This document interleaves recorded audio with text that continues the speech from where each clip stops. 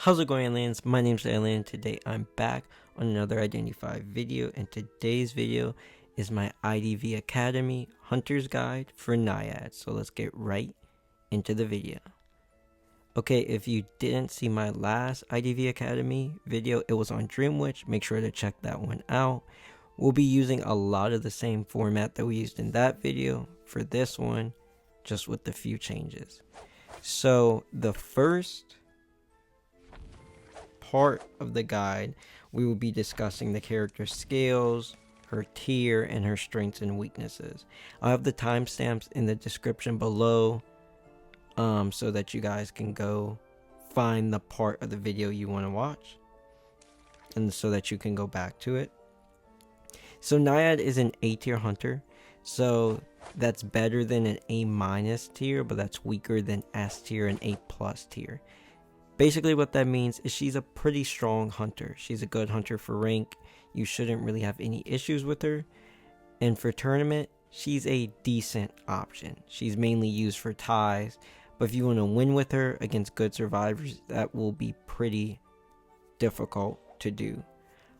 As for her strengths, she has really good camping, she has decent mobility, she has a bit of cipher control, and her chase isn't bad. It's nothing insane, but it's pretty decent, and it's hard to kite her for super long.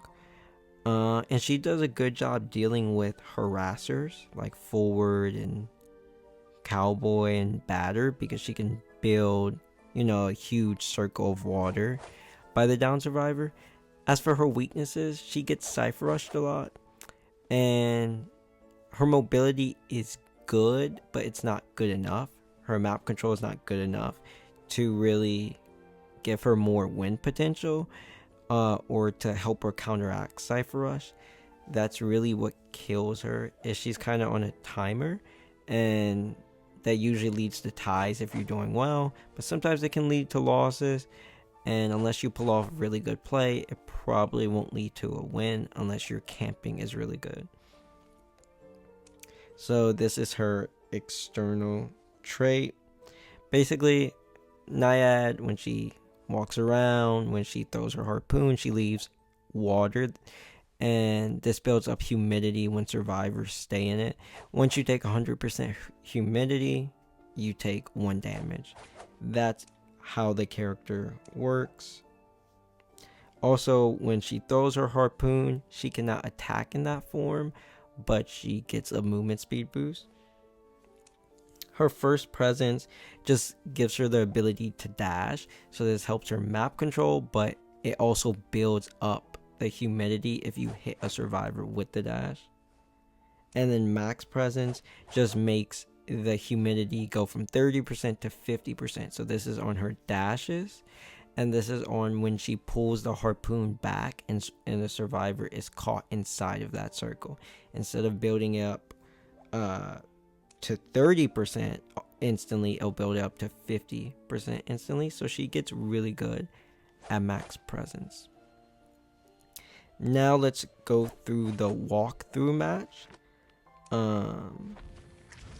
So I'll use, let's see, what map do I want to go on? I'll go on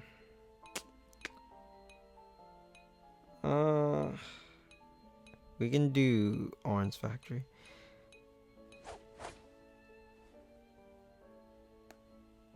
Actually, let's go in practice mode for this. I took the long way to get to Orange Factory. So the point of this is basically just so that you can see in a bot match where everything's slowed down, kind of the concept behind the character, how you want to chase with her, how you want to camp, especially camping. That's what I'm going to go over for you guys. A little bit on the chase, but a lot on the camping, because that's the most important part about her if you want to win games with her. Because if your camping is not great, then you could think you're playing really well and not understand why you're not winning, and you're just tying, and that's usually the reason why. So to start a match as Naiad, you just want to find a survivor usually in a locked up area. So if it's like shack, you can build it, but you're gonna build like here. So they're going to shack. So you can throw the harpoon and you just circle them in like that.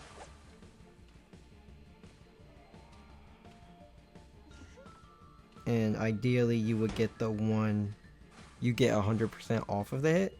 Against good survivors, it's obviously going to take more than one harpoon. You're never going to get it off of the first one, but after multiples you may get it. And the whole game plan of her chase is just building these circles up because it forces the survivors to transition away from it.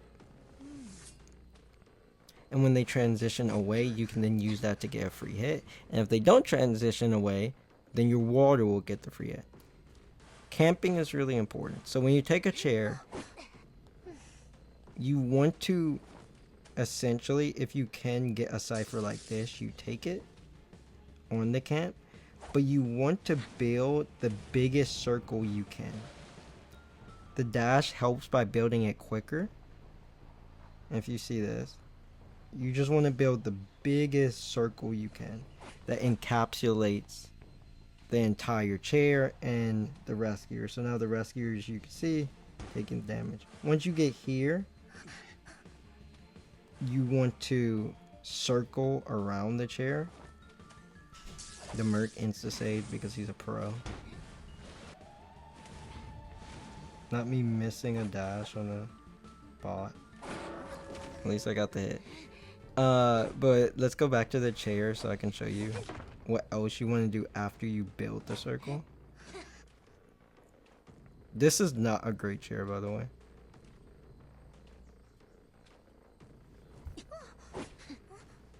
So once you build the circle, you want to put this around the chair. So then when the rescuer comes in, you simply close it like that. So then that gives them automatic 30 or automatic 50. And once you do that, you just keep circling the chair. And at a certain point, the rescuer has to save or else they're going to take the 100% humidity. So that's what allows her to get a lot of terror shocks, because you're circling the chair and her attack's very fast. So when you attack, they're in a rush to save. You can get a terror shock that way. Or if they're really patient and you're really patient, you'll get the humidity hit that way. So that's what makes her camping really strong.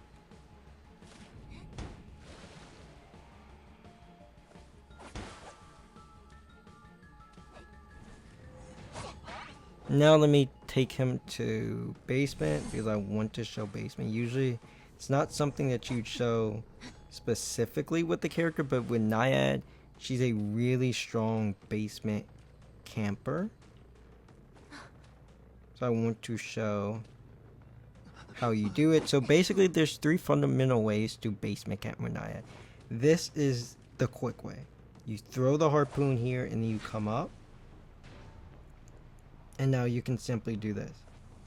This is the quickest way to do it. And it basically, for whoever's coming to basement to rescue, they're going to take the humidity. The con to this is there's all this open area. So after they make the rescue, they're just going to run here and not take humidity anymore. This is really good for if you think the survivors, example right here, it's going to take them. That's really good for if you think the survivors, and it also takes them up. So when they're coming up the stairs, they're still going to take the humidity. For if you don't know if the survivors are going to save or not. So if you think that they may sell, or if you don't have tinnitus, then you should use that. Because that allows you to, one, quickly put it just in case they come. But then you can quickly get out. A basement like this, you don't have to take it right now. You can, say you wanted to camp the cipher, you can keep this up. Keep this up. Now you just built on the cipher. Then you can pull it in. And now you're camping that cipher and the basement at the same time.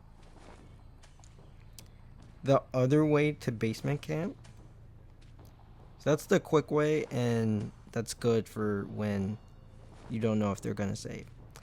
Now these are the two ways that basically fully encapsulates the entire basement with humidity, but these take longer and there's different purposes. So this is one. So you want to throw the harpoon here, and now basically you hug the entire basement. If you miss any spot and the rescuer sees it, then they can use that to avoid the humidity. So you just hug the whole basement. You come up. All of this is now has water in it. I could have held it as well. You can use it like the quicker way, and you can still hold that in case you don't know if someone's going to come for the rescue. As you can see, there's no escape. It's all humidity. So that's a good way to do it, and probably the most ideal way. And that's if you're basement camping and someone's throwing a simple rescue into it. That's the most ideal way. The other way to do it, to get all of it, is let's say you already built of those basement camps and no one came for the save. So you're standing outside the basement, you're waiting, and now you're up and the humidity is going away and the rescuer is about to come. You don't have time to go back and do everything I just said. So all you have time to do is either quickly do this and build this up, but they can always just stand away from it. Or you have time to stay above it. This isn't the best spot to do it, but to do it from above. So you throw the harpoon from above, then you will come down and it will take the entire basement. So those are the three main ways to basement camp. I wanted to show you because that's a really important part of Naiad. And when I was learning Naiad, basement camping for whatever reason was really hard for me to do. It like my brain, it was hard to know which one to do at what time and how to get it perfect. And so this you may not instantly get this, but now you know the fundamentals of it. So you'll be able to practice each way. Like right here, you could just put that here. And if you're waiting, someone's coming up, the humidity's falling, you already have this set. And then you can just take the whole basement. Before we get away from this match, for people who don't know about Naiad, is her humidity does go up and down elevation. But the key to this is you have to have put the water at the elevation you want it to go. So if you just do this and then you stand right here and you pull it up, this is the lowest the humidity will go. The humidity is not going to go here because you never went here before you pulled the harpoon. Same for like if you go down and you just take it up here, it's not going to be up here. But if you take Naiad all the way down here, like this, you just took the whole basement. So I think that explains most of the basics of her camping, her basement camping, and her chase. Now let's get into the best persona to use for Naiad. So I'll just start off by showing the persona that I use the most. So I usually will go down, left. I'll go impulsive. Impulsive is a really good trait for Naiad because her hold attack animation is pretty long. It's drawn out, so you get more value out of the persona. Obviously, you need panic for every single hunter persona. And then I'll go Hunter's Instinct. I'll go 2 points in it. I'll go 3 points in it. Hunter's Instinct is really, really good for Naiad. Early game to build the circles. It makes you faster so you can build the circles quicker and build bigger circles. And then for the last point, if I'm facing stunners, I'll go Desperate Fight. If it's a smaller map, I'll just go Nostalgic. So that's pretty good for Naiad because when they get saved, you can just build another circle that gets them because you have wall hacks at that point. Or I'll put it in Hunter's Instinct or Announcement. That's the Insolence build that I use most often for her. As for the trump card build I use most often for her, it would usually be impulsive again, just because I always use impulsive. And then it just depends on the stunner. So if I'm facing stunners, I'll easily go here. So the two main personas that you want to use for Naiad is Detention Trump Card and Detention Insolence. Detention Insolence is more of a tie build than Detention Trump Card is, but they serve different purposes. Usually the point of Insolence is because Insolence is good, but also it's for tolerance. And this helps Naiad against characters like Entomologist, Dancer, stuff like that.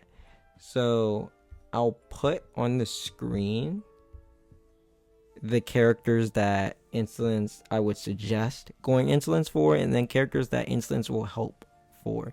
So Insolence is good because it helps you catch up quicker to a survivor, so it's good for distant survivors.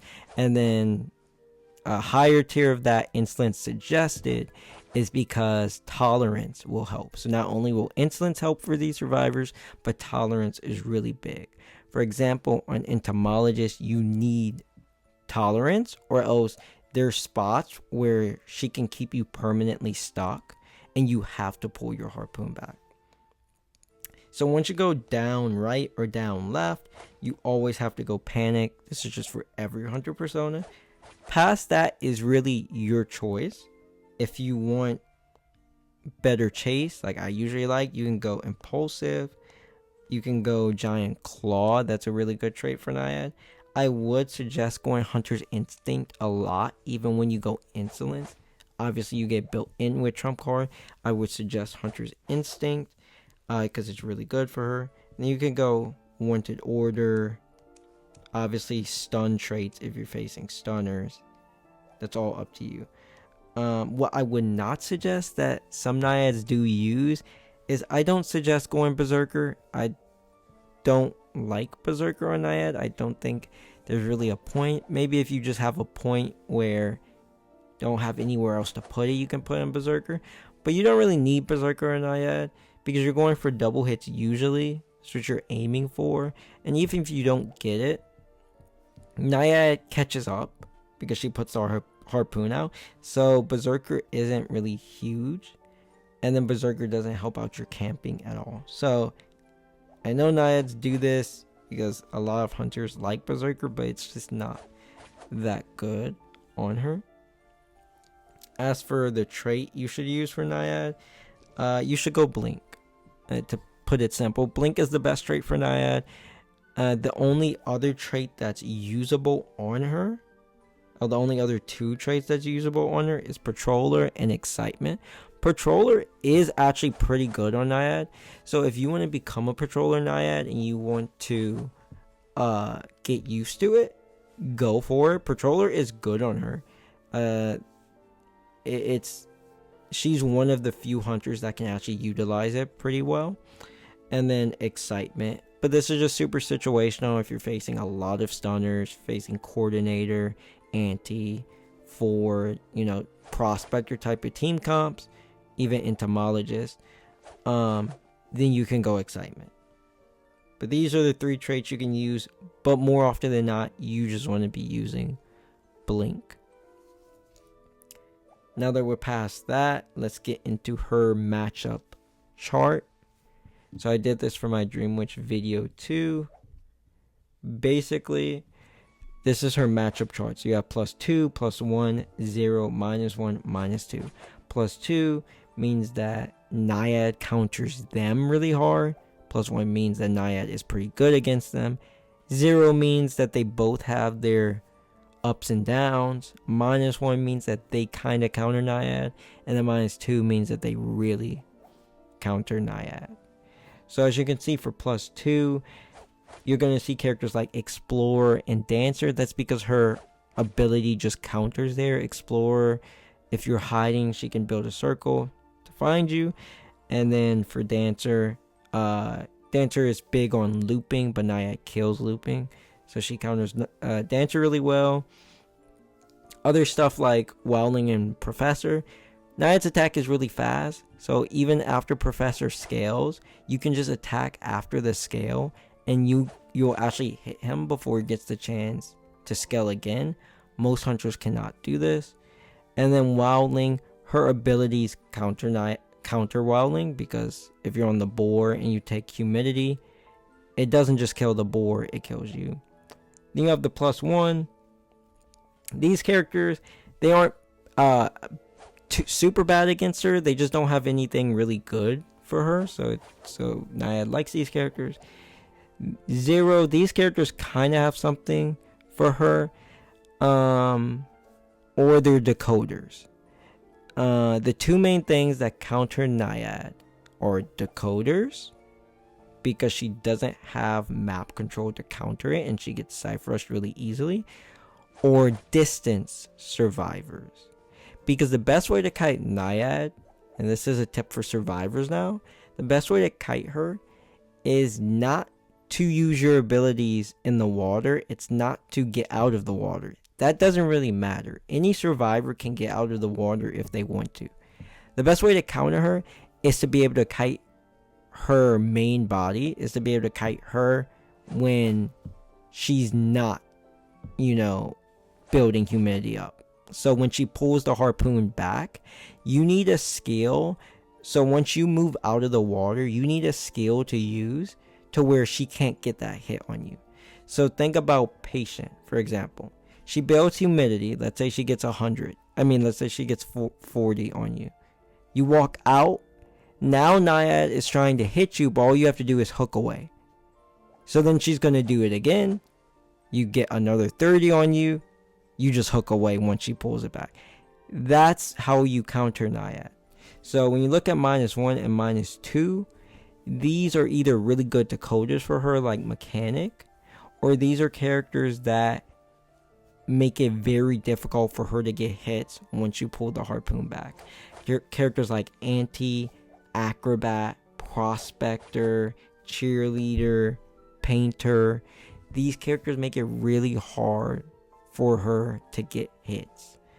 The other types of characters you'll see in this -1 and -2 are either really good rescuers against her, like Mercenary Officer Ford, or a character like Embalmer that is pretty good against her because her biggest strength is camping, but he kind of takes away the camping element. So it's really hard to beat a team with Embalmer because you don't have the camp to snowball the game on. So, and one more note about this matchup chart. Besides just characters that counter her, in terms of persona trait that counters her, Flywheel is it. Flywheel is her biggest counter. Broken Windows is not that bad for her. She's fine with that. Tide Turner is not that bad for her. Flywheel is what counters her, because when you build up the humidity, a survivor can basically stand in the humidity and then they can just flywheel at 98 and they take no damage. So this is really good against her camping and her chase. So flywheel is the persona trait that counters her the hardest. Now let's transition to her best maps. I'll put the map chart up on the screen. So for her best maps, you'll see we have Moonlit, Eversleeping, and Lakeside. These are all really good maps for her in different ways. Moonlit is her best chase map by far, but it is a big map, so it can be tough to win at times, but it's just really good. It's the easiest chase. Eversleeping is a great combination of everything, and Lakeside's also a pretty good combination. So these are really good maps. Her good maps are Orange Factory and Chinatown. Both of them have their best kiting area, so Factory and Orange Factory, or Hotel in Chinatown. Naiad counters both of these. So while these maps can be good for survivors at times because of those areas, when you're playing Naiad, you're basically nullifying this, which makes these maps pretty good for her. And they both have pretty decent cipher control. Her okay maps are Leo's and Hospital. The only reason these are okay and not good is because their best kiting areas, which is Leo's factory and hospital, those areas don't get countered as hard as factory and hotel does, for example. So the biggest part about her best maps is they don't really have any OP area to counter Naiad, and then even like in Lakeside, she counters boat really hard. The good maps, she counters the OP areas, and then in the OK maps, yes, you can do something to Leo's factory and you can do something to hospital, but it's not as easy, it's not as quick, it's not as effective, and there's more ways for survivors to get out of it. So that's why they're okay. I don't really have any maps for her on bad. And then her worst map is Red Church. I don't know why anyone would ever play her on this map. I won't lie to you, I haven't used her on this map in probably like 6 months. This map is really bad for Naiad. It's just, there's like a lot of walls, and it's just easy. If you just go to church, the entire church that's taking up most of the map in the middle of it, it just helps you get rid of your humidity really quickly because it has windows, and she can't circle in church well at all. So yeah, church is her worst map. It's really bad for her. But besides Red Church, I think she has really good map variety. Honestly, all of these maps are good for her. She can win on all of these maps. Church is the only one that I would personally avoid. Now let's get into a section that I didn't have on my Dream Witch guide, because I didn't think it was really too important for Dream Witch, but for Naiad I do think it's pretty important, and that's spawn selection. So spawn selection is pretty important for Naiad because you want to, a huge part of her early game chase is that first harpoon. If you can get a really good first harpoon that builds up water, it basically makes the game a lot easier. You know, it makes it a free chase. So let's start with Arms Factory. Not gonna go super in depth with the spawn, but I'll just say like the areas that she likes and the areas she doesn't like. On Arms Factory, she likes factory. If you get the factory spawn, you should definitely take it, because that's basically free humidity or free hit. So that's always great. As she doesn't like sandbags too much because it's tough to build the humidity there. Arms Factory is a pretty good map for her. Next we have Church. I'll put that up on the screen. Church is tough. It's just not a good map for her. But if you can get the breakable side, that's not bad. Or if you can get like shack area, that's not bad. But the unbreakable side is pretty bad for her. So I would avoid that. Next we have the 2 spawns for hospital. So you want to go to shack first, because that is her absolute best spawn on hospital. It makes it really easy to build the humidity up.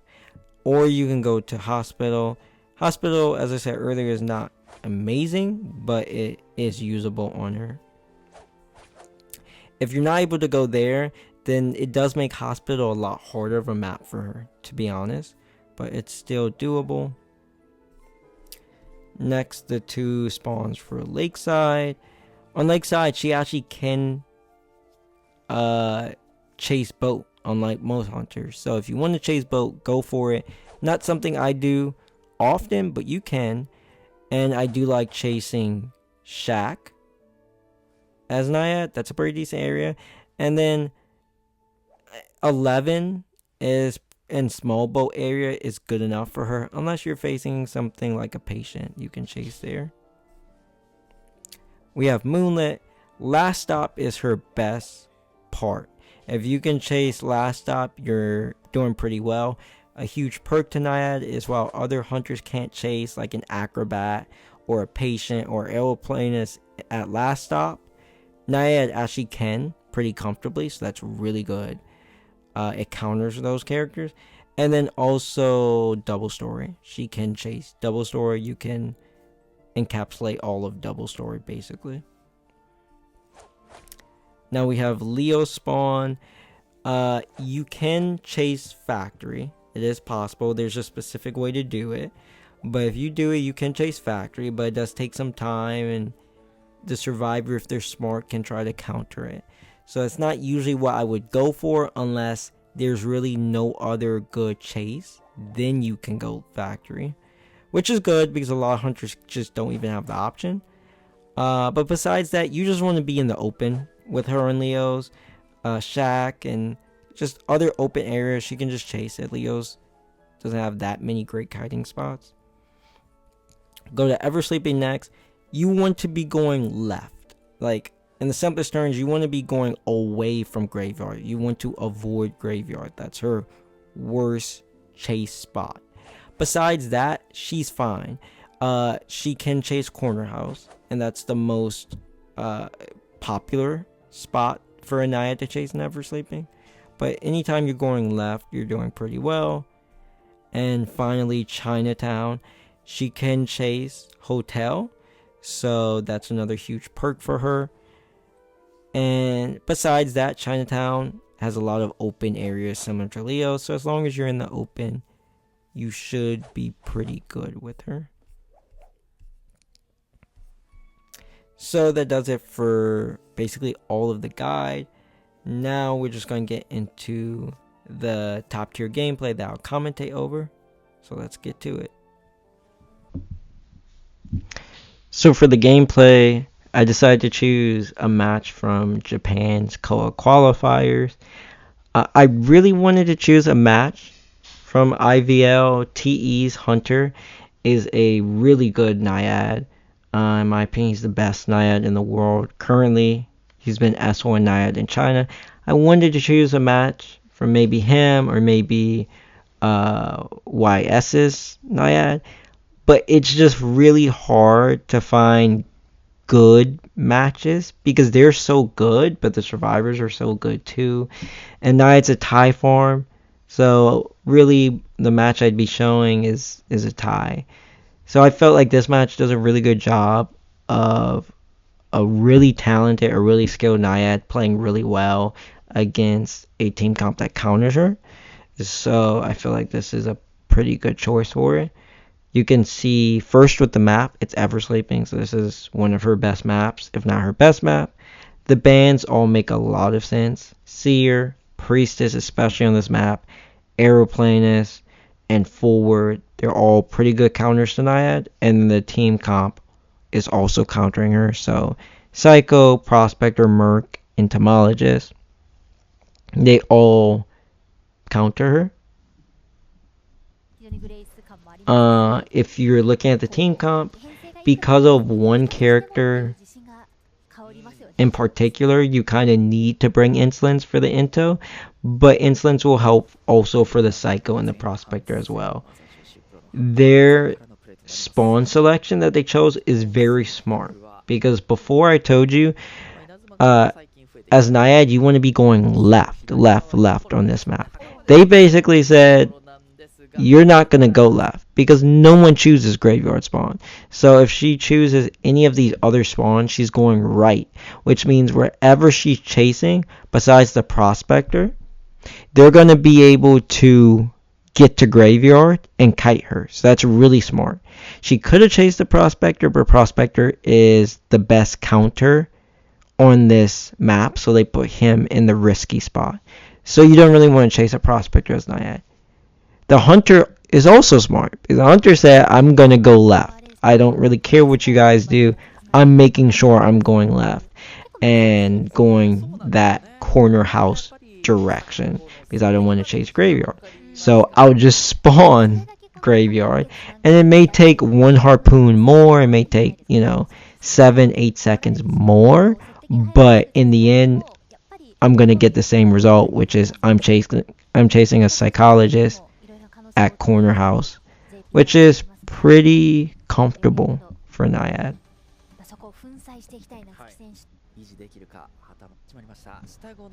So she gets the spawn, the Psycho's going to immediately start heading over.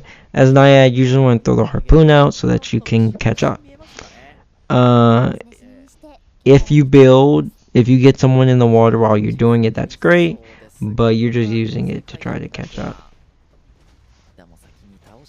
Psycho, because of the spawn, basically means the first harpoon is just to catch up. It's not going to deal any humidity because of the spawn. And then right here, I'll pause it here for a second. Windows is not Naiad's friend. This is not good for her. Basically, the Psycho thinks, well, I can just stand up here all I want, and you're going to have to pull the harpoon back, and when you pull it back, that's when I'm going to vault. So Naiad's really good. They're smart. So they're going to build the circle with their body, and boom, they just got 80% humidity on her.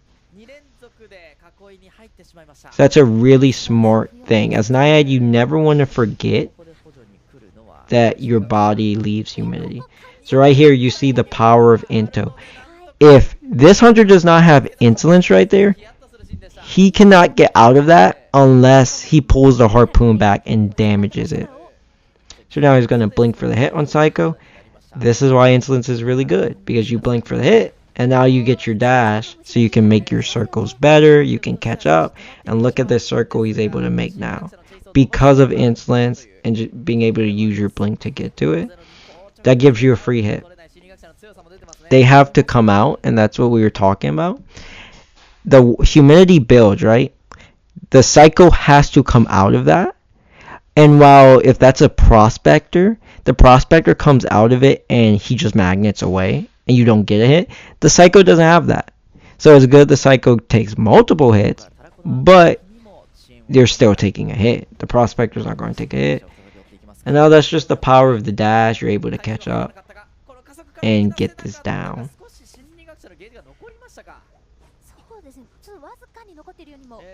So now it's going to take the Psycho close to corner house, just because this is a really good camp spot, because you can build a circle using the building of corner house that just basically means it's going to be tough for the Psycho to rebound. It's really good. A thing about Naiad is it's tough to rebound against her because you're going to have humidity built up. And now he'll do what we talked about earlier, which is just kind of build their circle at the chair. And then he gets the terror shock. That's a little bit of mind game luck. That just is what happens. Some rescuers are going to come in with the mindset that I'm just going to insta-save because I don't want to wait for the humidity. And some Naiads are going to say, okay, I think you're going to insta-save, so I'm going to insta-hit and get the terror shot. You see, Psycho Ray has 47% humidity on her, so it's going to be tough to rebound Kai anyway. And the Naiad doesn't even need the water to get the down. Really good play right there that I wasn't able to get into in the walkthrough match. As you see how the Naiad quickly put the harpoon at the Cypher and is now going to go. That's something you want to do. Just whenever you're doing anything with her, if you get close to a Cypher, just put it there. It's just going to slow down Cypher Rush. And for a character that gets Cypher Rushed really easily, you take everything you can get. It's going to build a good circle here. Dash. If you are confused, by the way, why this did damage instantly, it's really, this kind of happens sometimes as Naiad. It's skill, luck, whatever you want to call it. Is a circle's already about to be built up, so the Naiad gets the dash, which does 50 to the prospector, but then it completes the circle at the same time, so that does another 50. So it does 1 damage. Psycho did have a little bit of heal left, so she's able to take that hit. She's really clutch, but she's on 80%, 86% humidity, so it's going down now. The train was the MVP right there for the Psycho, or she'd probably already be dead. But the hunter should still be able to down her with this humidity, which he does. And now you can chair. This is a pretty good position. For both survivors and hunters. For survivors, they have good cipher progress for a tie, and for the hunter, it's ever sleeping. So that does give you more cipher control than most maps, which gives you the ability to try to win this. But you're just going to use your dashes mid game to catch up to survivors. That's the point of her mid game and her dashes that makes her pretty good compared to a lot of other tie hunters, is that ability to catch up. He's gonna blink right there, and that is a smart blink because windows are not your friend. So if he has to pull that harpoon back and then vault the window, the Tmrw is completely gone. So just blinking right there, that's not something you do all the time, but it made sense for this situation because now he's gonna get the hit because of the blink. So it may be a little bit delayed of it, but blink equaled hit in the end anyway. Gonna try to down the Into, but that pallet stun's gonna really hurt. He did actually get the 50% humidity anyway, but he's not gonna be able to down the Into in time. So you just want to leave and try to get to a cipher. The key thing about Naiad in comparison to other hunters, and this is just all camping hunters, at the end of the game, when they're priming a cipher, for some hunters, you don't care about getting the chair because your camping isn't good. So you just want to try to get downs, right? Like you want to keep monitoring ciphers, right? Because your camping isn't good. For camping hunters like Naiad and Bonbon, you want a chair at the end. So when that cipher is 99, you want them to have to save off of you, because when they have to save off of you, it gives you a chance to still win that game because your camping is so strong. So that's why he's leaving the Into, and that's a really cool dash right there. And then nice patience at the pallet with a really quick attack. That's why he's leaving the Into, because he's saying, I need a chair at Cypher Prime. I can't risk not having a chair because the Into kites me to the Cypher Pop because I don't even have trump card. So that's an automatic tie for survivors. I need a chair, and then I'll play off of that. Because he knows it will be prime. There's nothing you can do to stop it from being prime, but you just want a chair when it's prime. Plus, everyone's injured. And you're Naiad, so it's going to be tough for them to save. Right here, you hit the dash. Would have been a pretty good flywheel by the prospect. It was just kind of unlucky that the harpoon didn't actually cover him, or else it would have been a really cool flywheel. But now he's kind of stuck. He has humidity and he's injured, so this tie just became a win because you're able to down him without the attack recovery, and now they can't rescue, so you'll be able to down one more person. He does have incense, he doesn't have trump card to teleport, so there isn't really any potential of a 4 kill, but a 3 kill should be pretty within reach right here. Just has to find the target he wants.